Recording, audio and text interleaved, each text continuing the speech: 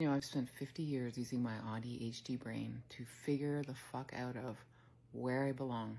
And every single place I go to, there's always some binary that I can't fucking survive.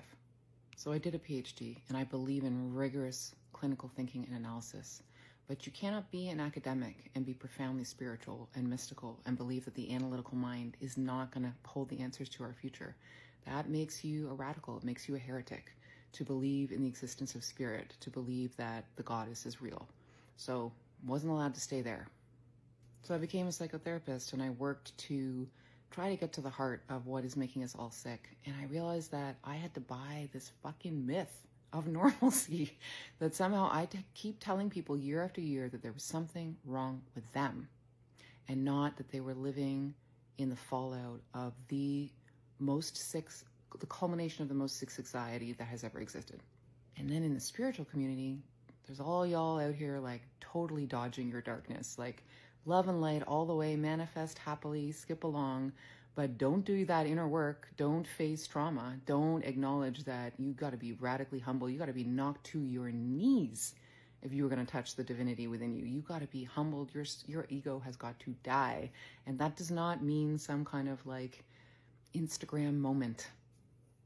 And I believe in the importance of science, especially like correcting the gross injustices and imbalances in how the resources have been allocated, for example, with respect to women's health.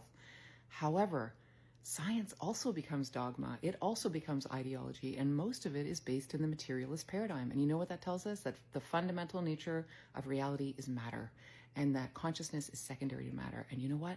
That is total garbage and nonsense. So if you go against that dogma, you are labeled a heretic and a freak, and you're crazy.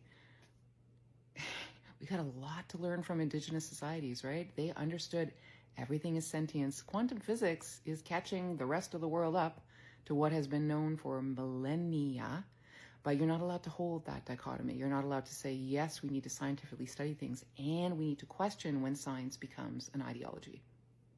I'm not allowed to be a woman and be angry. I'm not allowed to be a 50-year-old woman and wear flashy eyeshadow. I'm not allowed to be taken seriously as a professional and have a whole lot of tattoos. There's so many binaries. There's a proliferation of binaries. And the problem is, if we set ourselves in opposition to anything, we're just falling into the same trap. It's dualism. It is the core of the illusion.